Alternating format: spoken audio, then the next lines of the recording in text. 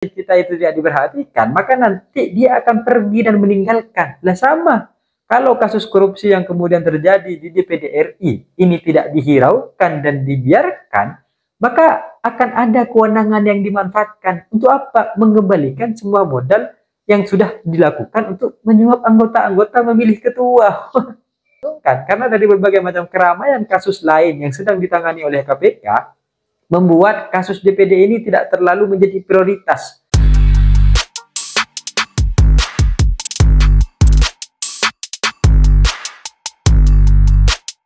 Hai korban ghosting, yang dari kemarin kekasihnya bilang bahwa lagi sibuk, entah sibuk kerja, sibuk kuliah, dan sibuk-sibuk lainnya, yang padahal sebenarnya hanya ingin kabarnya hilang.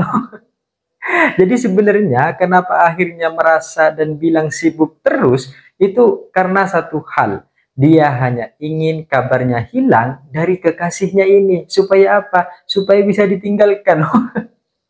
Ini kan repot gitu, dan kejadian-kejadian untuk kemudian meninggalkan itu bukan hanya dilakukan antar kekasih, teman, atau sahabat, tapi juga antara kasus dengan KPK.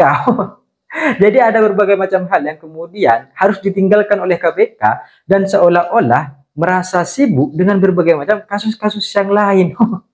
Ada semacam ketidakadilan yang akhirnya dilakukan dalam pekerjaannya sehingga lebih ada prioritas dan salah satunya tidak didengar. Sudahlah, ini gak usah, agak penting.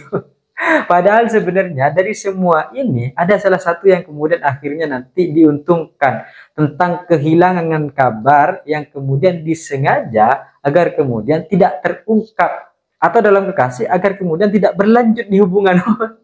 Karena dari awal memang kasusnya ingin dihentikan. Kita melihat bagaimana kemudian akhirnya hari ini ada berbagai macam korupsi-korupsi yang terbongkar.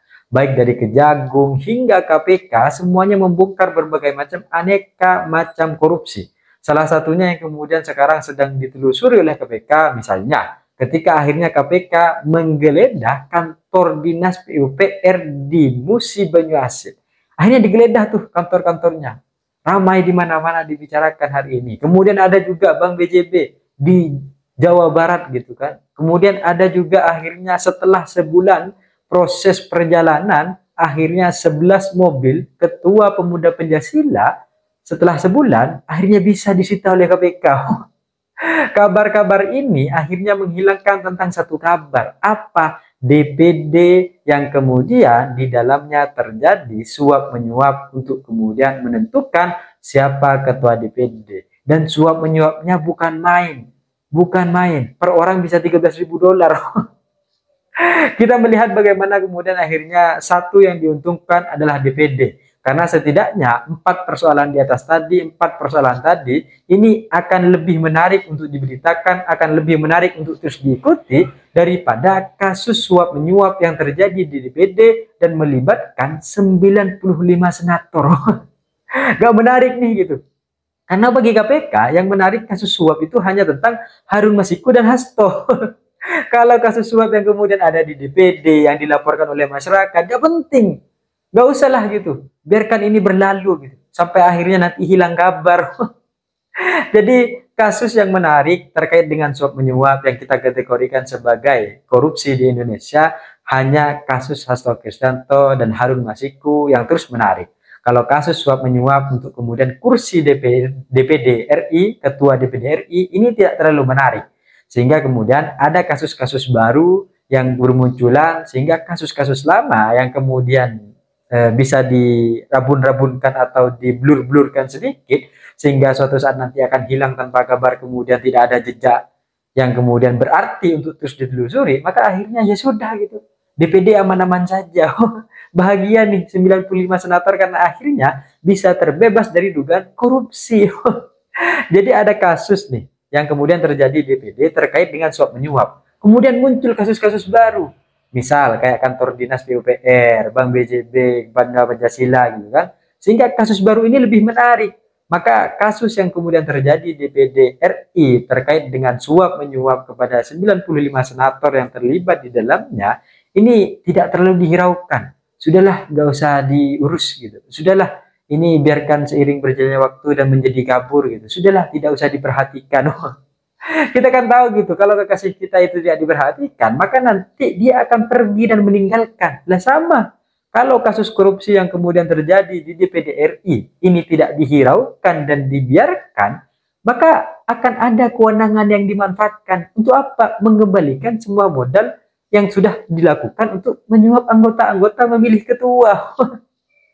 Dan dari berbagai macam proses yang kemudian sudah dilakukan, korupsi-korupsi yang terjadi, bagi KPK memang yang menarik hanyalah kasus suap menyuap, dan dalam kategori suap menyuap yang menarik hanyalah Hasto Kristianto.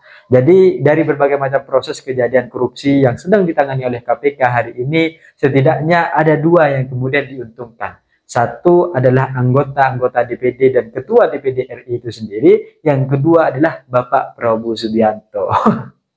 Kenapa akhirnya DPD diuntungkan? Karena dari berbagai macam keramaian kasus lain yang sedang ditangani oleh KPK, membuat kasus DPD ini tidak terlalu menjadi prioritas. Skalanya tidak skala prioritas. Seandainya dia sebagai nasabah, maka dia nasabah biasa. Bukan nasabah prioritas yang kemudian dilayani secara VVIP. Gak ada gitu, biasa ngantri santai gitu kan. Tapi kalau VVIP langsung tuh dikejar, hari itu juga harus ditangkap. Kenapa akhirnya DPD diuntungkan? Ya karena mereka akhirnya terlewati dan tidak diperhatikan kasus-kasus korupsinya, meskipun sebenarnya di sana ada berbagai macam dugaan.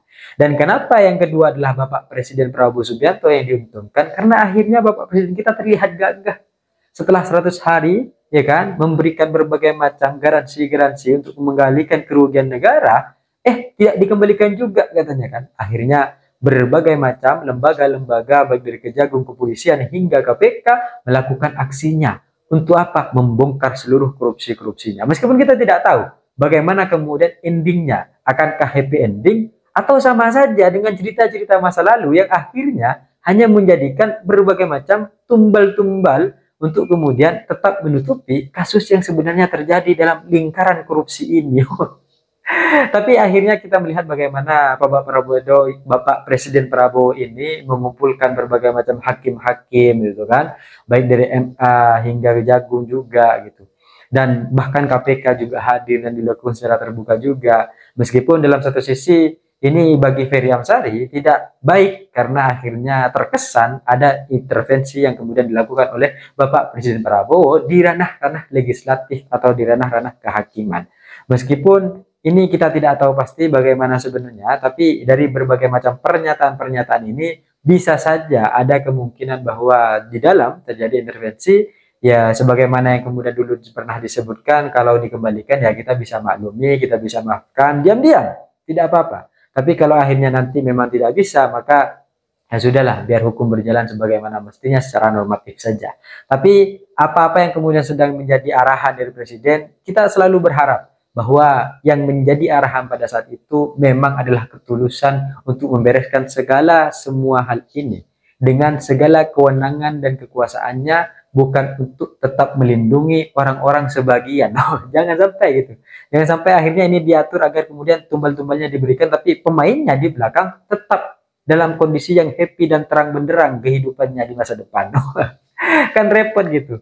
Tapi apapun itu, kita terus berharap bahwa semua hakim yang dipanggil, KPK yang sedang berkumpul bersama Bapak Presiden Prabowo Subianto terus terlihat gagah ke depan, tapi tidak hanya untuk kemudian mengungkap kasus kemudian hilang tanpa arah, tapi juga memberikan kejelasan, dan di masa depan nanti hal-hal demikian, hal-hal seperti ini tidak terjadi lagi. Jangan sampai setelah akhirnya pergantian rezim, maka kemudian menteri-menteri sebelumnya atau pejabat-pejabat di berbagai macam lembaga-lembaga sebelumnya akhirnya terungkap korupsinya. Jangan sampai.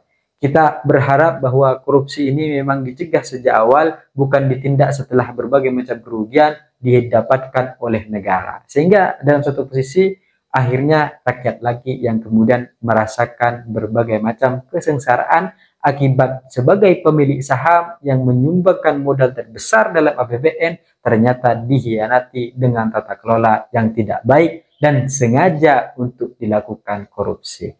Jadi apapun itu, semoga semuanya tetap baik-baik saja dan korupsi ini berjalan dengan arah sehingga di masa depan tidak terulang lagi kejadian-kejadian yang sama, benar-benar dibersihkan dan dibereskan.